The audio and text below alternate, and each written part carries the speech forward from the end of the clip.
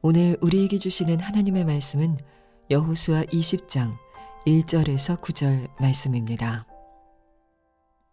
주님께서 여호수아에게 말씀하셨다. 너는 이스라엘 자손에게 이렇게 일러라. 내가 모세를 시켜 너희에게 말한 도피성을 지정하여 고의가 아니라 실수로 사람을 죽인 사람을 그곳으로 피하게 하여라. 그곳은 죽은 사람에 대한 복수를 하려는 사람을 피하는 곳이 될 것이다. 살인자는 이 성읍들 가운데 한 곳으로 가서 그 성문 어귀에 서서 그 성의 장로들에게 자신이 저지른 사고를 설명하여야 한다. 그러면 그들은 그를 성 안으로 받아들이고 그가 있을 곳을 마련해 주어 함께 살도록 해야 한다. 죽은 사람에 대한 복수를 하려는 사람이 뒤쫓아온다 할지라도 그 사람의 손에 살인자를 넘겨주어서는 안 된다. 그가 전부터 그의 이웃을 미워한 것이 아니고 실수로 그를 죽였기 때문이다. 그 살인자는 그 성읍에 머물러 살다가 회중 앞에 서서 재판을 받은 다음 그 당시의 대제사장이 죽은 뒤에야 자기의 성읍, 곧 자기가 도망 나왔던 성읍에 있는 자기의 집으로 돌아갈 수 있다.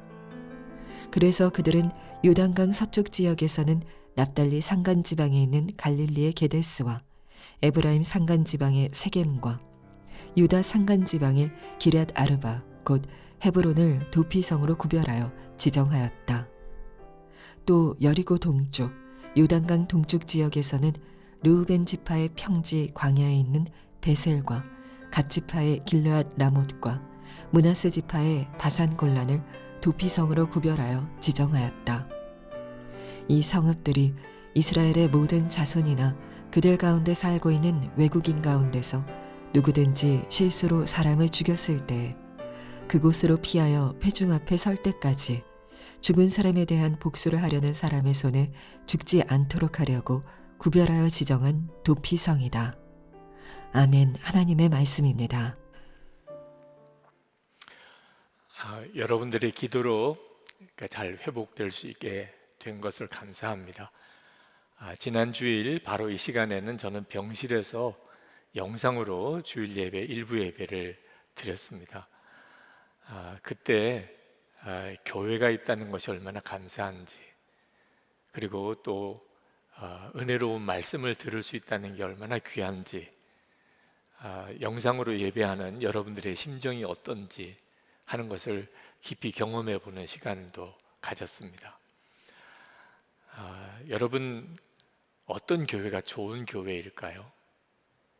좋은 설교자가 있는 교회, 또 교회 예배당이 아주 크고 좋은 교회, 또는 아주 교인이 많고 또 그 교회 교인들이 유명한 그런 교회, 또는 성경 공부 프로그램들, 신앙 훈련이 잘 되는 교회, 여러 가지 조건을 따질 수 있겠습니다만 오늘 주님은 우리에게 어떤 교회가 정말 좋은 교회인지에 대해서 말씀하고 있습니다. 그것은 살인자라도 품어주는 도피성과 같은 교회입니다.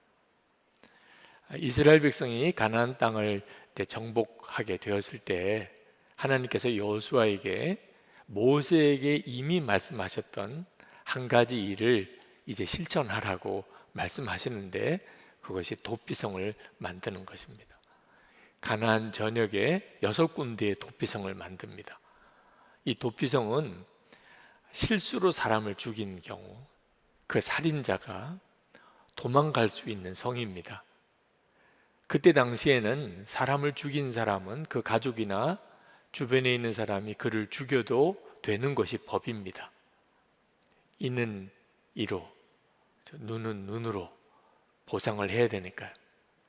그런데 실수로 사람을 죽인 이 살인자인 경우에 그를 품어주고 보호해주고 그가 합당한 재판도 받게 하고 그를 지켜주는 도피성을 만들라는 겁니다. 이 도피성을 만들게 하신 하나님의 뜻은, 이스라엘 백성들에게 하나님은 그저 가나안 땅을 주시려고 하심이 아니었다는 것입니다. 하나님이 정말 원했던 것은 이스라엘 백성이 그 가나안 땅에서 하나님 백성답게 사는 것이었습니다.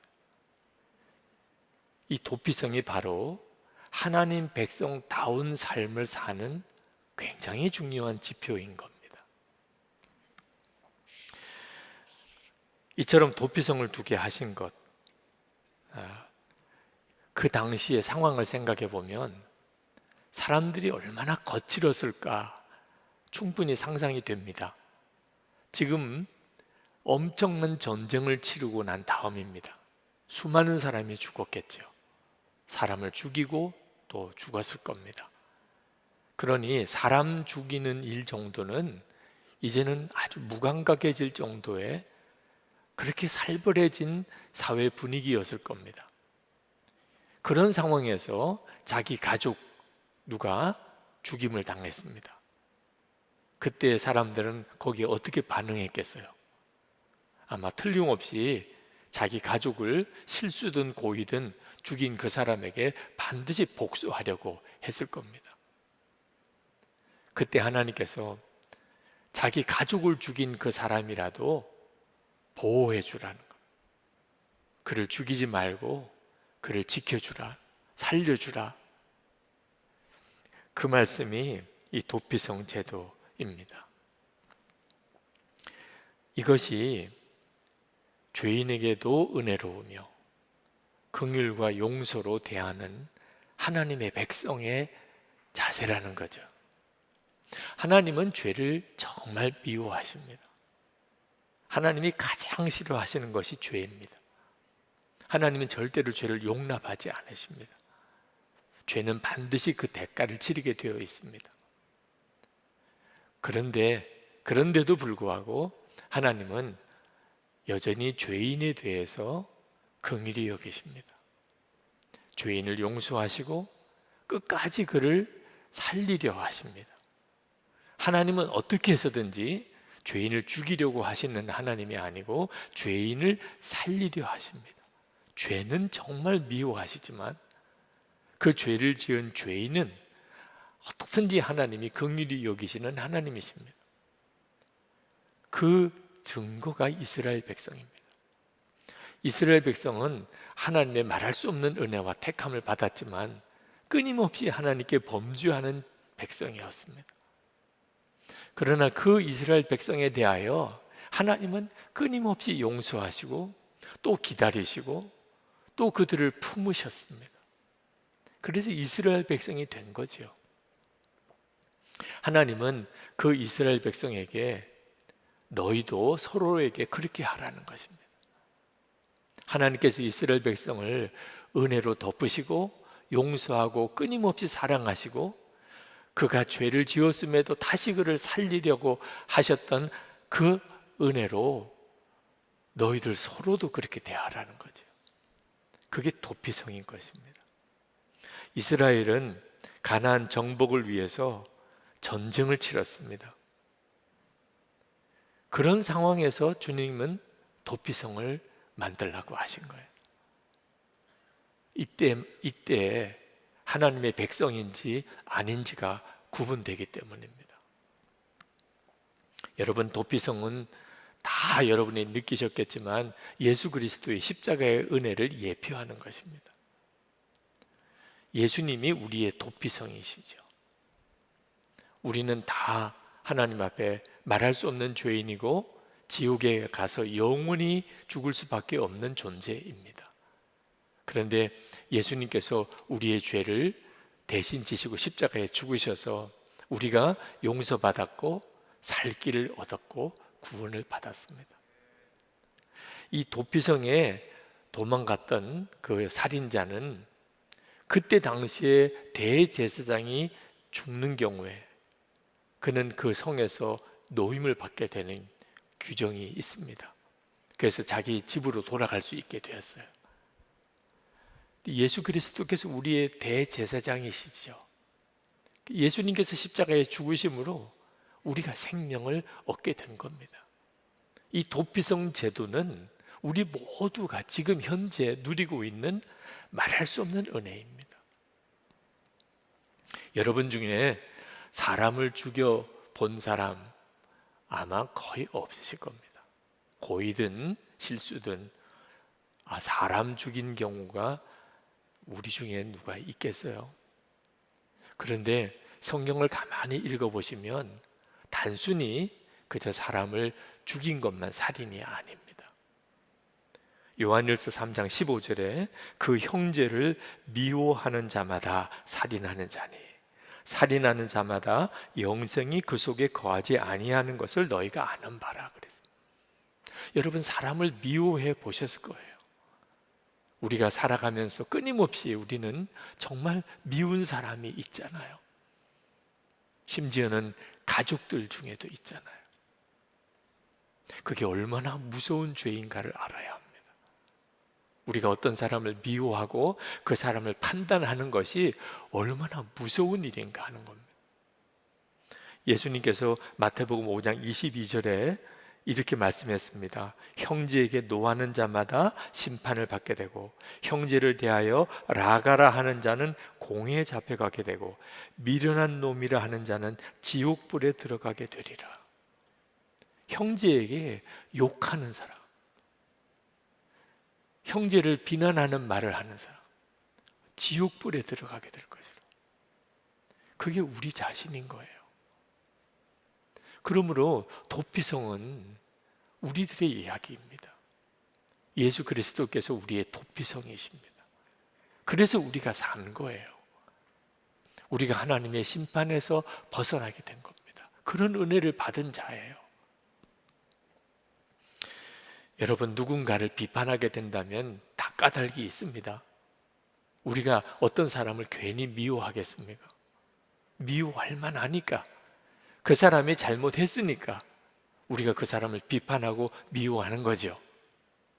그러나 알아야 합니다. 정말 알아야 합니다. 우리가 어떤 사람을 비판하고 그 사람을 미워했다면 우리가 그 심판을 그대로 받게 된다는 겁니다. 마태복음 7장 2절에 너희가 비판하는 그 비판으로 너희가 비판을 받을 것이요 너희가 헤아리는 그 헤아림으로 너희가 헤아림을 받을 것이니라. 우리가 하나님 앞에 섰을 때 아마 우리는 비명소리를 지르게 될 겁니다. 우리가 얼마나 다른 사람에 대해서 비난하고 그를 비판하고 그를 정죄했는지, 그 말이 우리를 심판하는 것입니다. 꼼짝할 수 없는 거죠.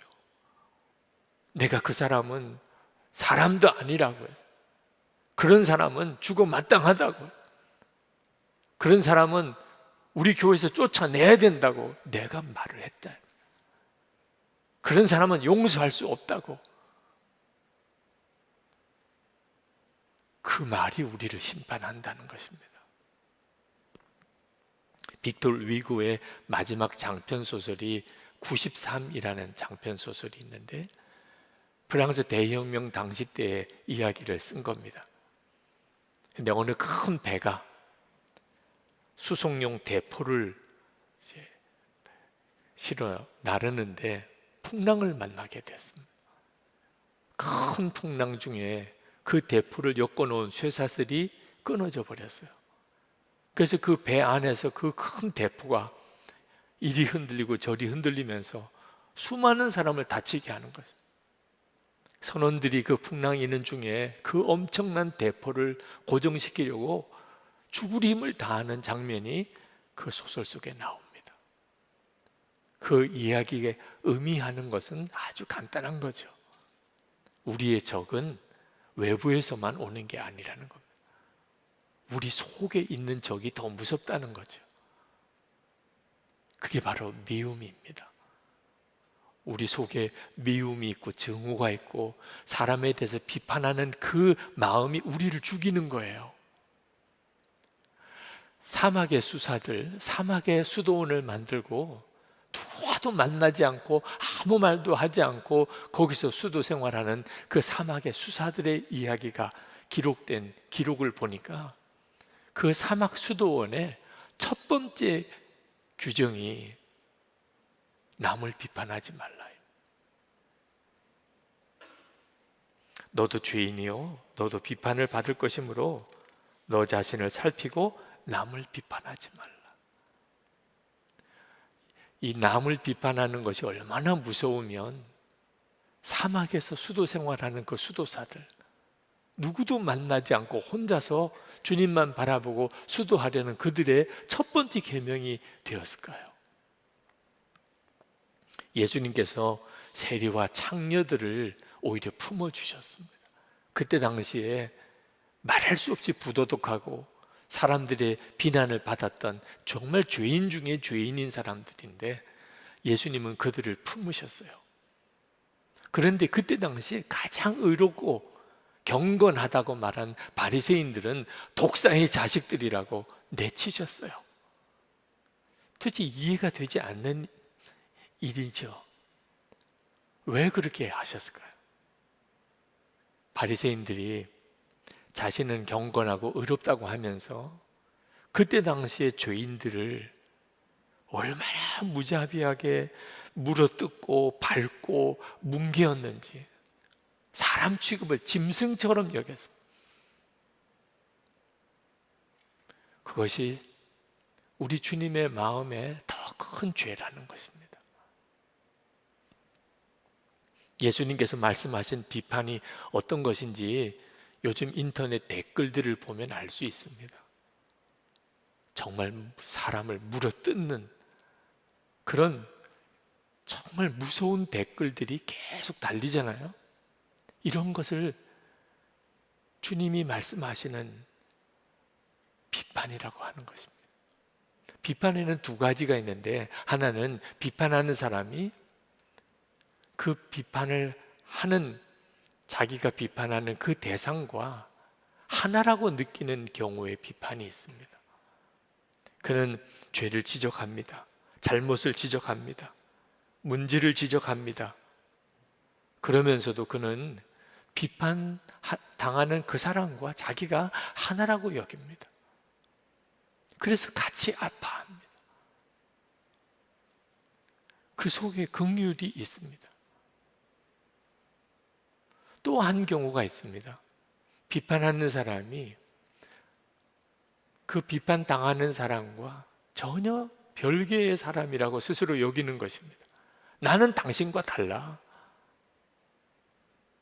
이런 경우에는 얼마나 비인격적이고 모욕적이고 죽이려는 살기가 느껴집니다.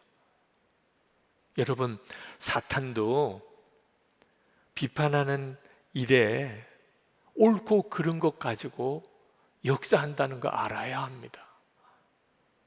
옳은 말을 한다고 다 옳은 게 아니에요. 옳은 이야기보다 더 중요한 것이 사랑입니다. 이것이 도피성의 교훈이에요. 2005년입니다. 4월 8일에 한국 복음주의 협의회 원래 조찬기도회 때 충현교회를 담임하셨던 김창인 원로 목사님, 그분이 공개 회개를 한 적이 있습니다. 1945년 해방 후 개신교는 일제시대 때 신사참배 문제를 놓고 장로교와 고려파로 분열했는데 이를 막지 못한 책임이 나에게 있습니다. 광복 직후 평양, 부산 등에서 몇몇 옥중 성도들이 모여 재건교회를 하면서 함부로 입을 열어 다른 사람들을 저주했습니다. 우리가 교만해지면서 판단력이 어두워졌고 사랑이 없어져 우리와 뜻이 다른 사람과는 밥도 같이 먹을 수 없다고 생각했습니다. 그들을 마귀당이라고 공격했습니다. 그 나이 많으신 백발이 성성한 그 원로 목사님이 눈물을 흘리면서 고백하셨어요. 하늘나라는 회개하는 자만 간다고 했습니다. 저를 용서해 주시길 바랍니다. 그러고는 강단에서 내려오셨어요. 비판할 일이 있습니다. 우리가 바로 잡아야 될 것은 바로 잡아야 합니다. 한국 교회에 심각한 위기가 있습니다. 그러나 여러분, 꼭 잊지 말아야 합니다. 교회가 도피성이 되어야 한다는 것. 이거 잊어버리면 다 잃어버린 것. 하나님의 백성이라면, 우리가 진짜 하나님의 백성이라면 우리는 어떤 죄인에게도 은혜로워야 됩니다. 왜냐하면 우리가 그런 은혜를 받았으니까. 그래서 우리가 구원받았고 산 거니까. 그런 성도들이 모인 교회, 당연히 도피성이 되어야 됩니다. 여러분, 교회는 왜 세워졌을까요?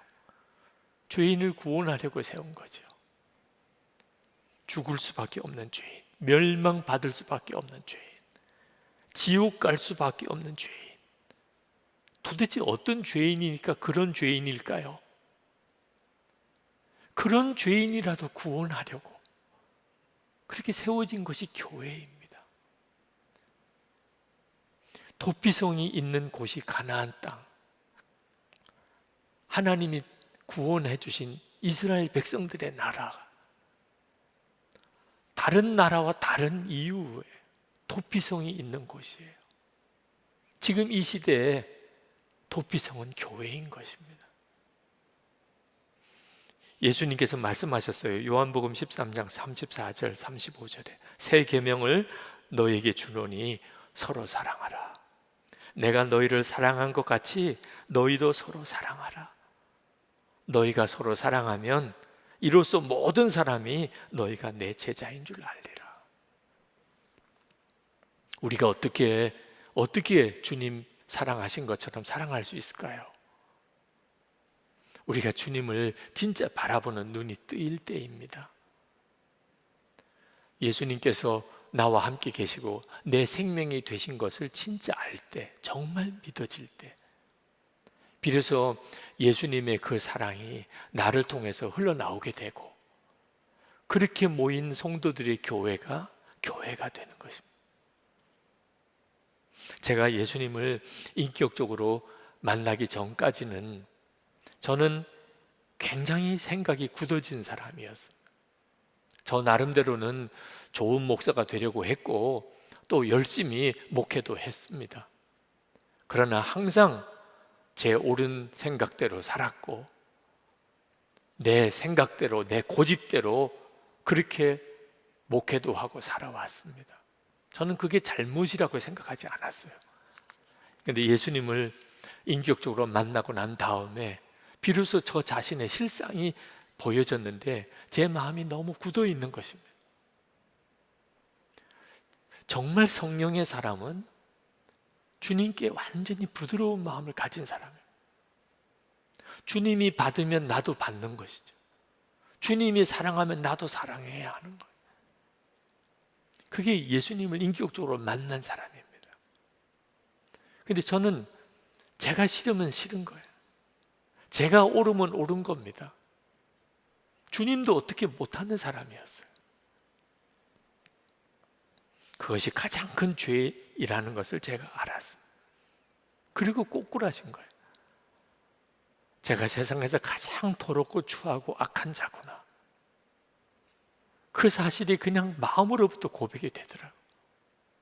여러분, 혹시 마음이 힘들고 도무지 용납이 안 되는 사람이 있습니까? 그렇다면 주님의 마음을 구해보세요. 주님의 마음을 달라고 구해보세요. 그 사람을 위해서 울지 않을 수 없어요. 내가 그렇게 미워하고 정죄했고 정말 죽이고 싶을 것 같은 그런 사람에게도 주님은 여전히 그를 사랑하시는 걸 알게 됩니다. 이것이 부드러운 마음이에요. 도저히 받아줄 수 없을 것 같은 사람이 저에게도 왜 없겠습니까? 어떤 때는 정말 며칠이고 잠을 잘 수 없을 만큼 그렇게 마음을 힘들게 하는 사람도 있지요. 그때마다 명심합니다. 만약에 제 속에 주님의 사랑이 없으면 저는 죽은 자와 같다는 거예요. 제가 이번에 치료를 하면서 아주 고단위의 항생제 처방을 받았습니다. 그리고는 계속 설사를 했어요. 여경구 장로님께 의논을 드렸더니 그 항생제 때문에 제 속에 있는 나쁜 균만 아니고 좋은 균도 다 죽어서 그렇다는. 그래서 유산균 제제를 복용하라고 그런 처방을 해주셨어. 우리 속에 미움만 가득하면 우리는 죽습니다. 그게 우리를 죽이는 거예요. 그 사람이 나를 죽이는 것이 아니고 내 속에 미움만 가득하니까 내가 죽는 거예요. 사랑이 우리를 살리는 겁니다. 그래서 예수님을 생명으로 우리가 영접한 겁니다. 사랑 그 자체이신 예수님, 그분이 우리를 살리는 거예요. 죄가 아무리 심각해도 우리 마음속에 미움과 증오만 가득하다면 그것은 우리 스스로를 죽이는 일입니다. 그 점을 명심해야 합니다. 우리가 교회를 지켜야 하는 가장 중요한 것이에요. 교회 안에 정죄하고 미워하고 판단하는 것이 교회에 가득하면 그것이 교회를 죽이는 것입니다. 긍휼과 용서와 사랑, 그것이 가득한 교회여야 합니다. 그러면 교회가 도피성이 되는 거죠. 이스라엘 백성은 광야에 참 그 어려운 40년을 지났습니다. 가나안 땅에 들어가서 가나안 족속과 무서운 전쟁을 치르고 그리고 가나안 땅을 정복했습니다. 그러나 이스라엘 백성들이 잘해서 그렇게 된 게 아닙니다. 하나님의 은혜로 덮어주셔서 그들이 광야를 지나올 수 있었고 가나안 땅을 정복할 수 있었던 거예요. 그들도 고생했지요. 그들도 죽고 죽이는 싸움을 했지만 하나님의 은혜가 없었다면 이스라엘은 존재하지 않았습니다. 아마 베두인처럼 사막에 아주 작은 어떤 부족으로 남았겠죠. 그래서 하나님은 이스라엘 백성들에게 그들도 은혜로워야 된다고 한 거예요. 서로에게 은혜로우라.